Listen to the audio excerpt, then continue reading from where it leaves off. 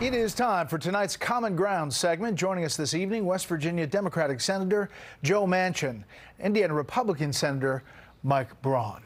Gentlemen, thanks for being here. Thanks for having us. This is a serious issue you all are working on, and that's combating opioid and the deaths that you've seen skyrocket. We have a graphic that just shows overdose deaths overall, total over 106,000. And you're trying to propose something to combat that. There's been a failure here. Oh, my. It started in 1995. OxyContin hit the market in 1995. The FDA allowed that to happen, and it's just expounded upon that.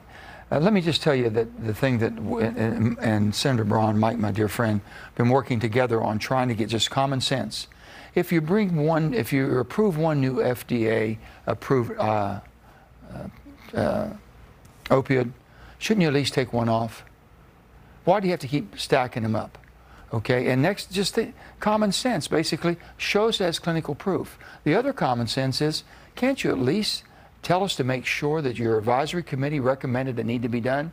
I'll give you a perfect example. 2014, there's a drug called Zohydro, extremely powerful opiate. 2 pills could kill a human being. And the advisory committee voted 11-2 against it. They overrode them and still put it on the market.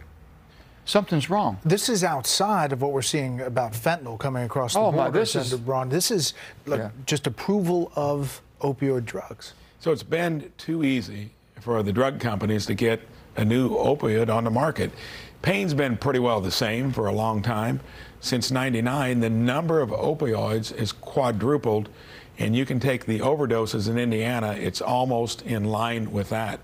Now you throw in fentanyl, which is what you do when you might wear out an opioid or you can't get it anymore, and look what that's doing. So it has gotten into where it is not only involving what's happening south of the border with cartels, the constituent products being made in China, but it really starts when you give that prescription. So we're interested in tightening up what can come to the market by having the FDA realize what the problem is, and they've got to put more process into it, because that's where it starts. That's where the addiction gets out of hand. All right, so let me just play the devil's advocate here for the people who are dealing with chronic pain, and they have to deal with this, and they worry about access and the possibility of not getting something. Well, if they're thinking that this opiate, since it's been on the market, and some people, younger people, don't know anything other than that.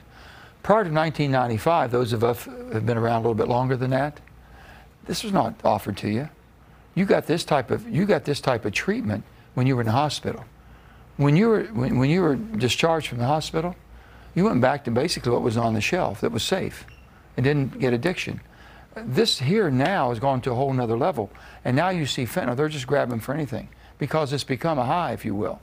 And to have China sending the base product into the cartel in Mexico and having the Mexican government not doing what they should be doing to protect, having our military, if you will, this is a war. It truly has become a war. Look at your graph again. Look at the people we've lost.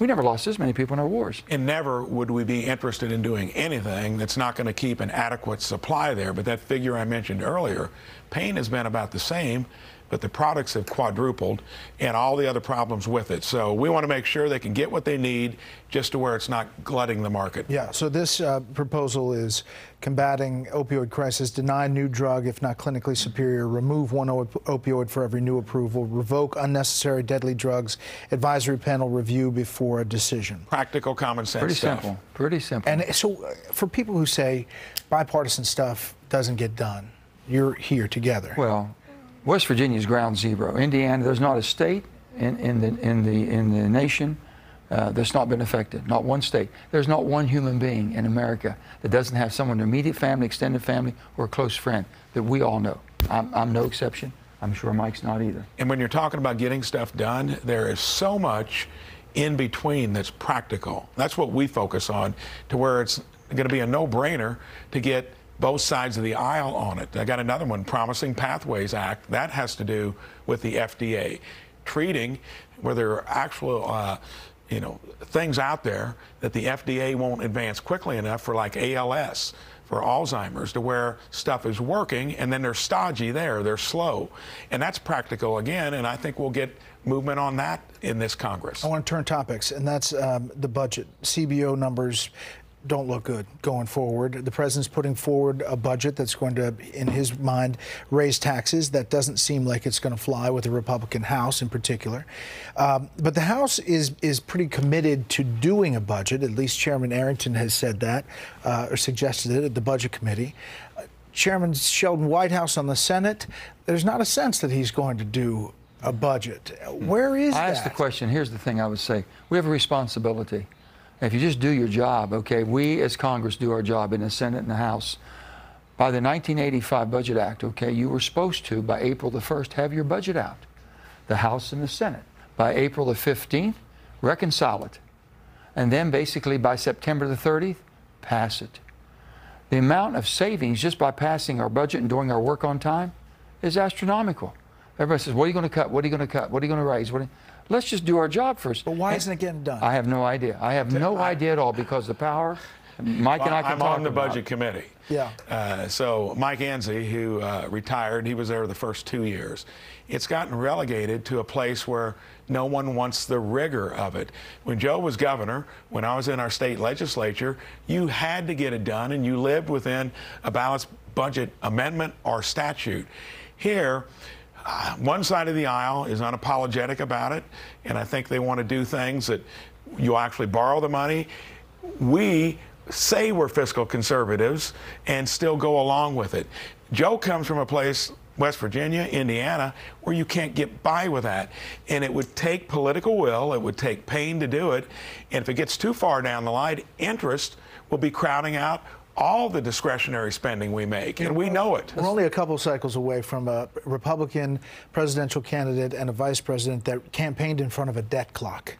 And then, and that was Mitt Romney and Paul Ryan, then that went out the window, and both parties really don't even talk that much. Let me tell you where we are right now. When I came in 2010, national debt was $13 trillion, $31.5 trillion today. Never in the history of our nation, or probably any nation, has accumulated this much debt this fast.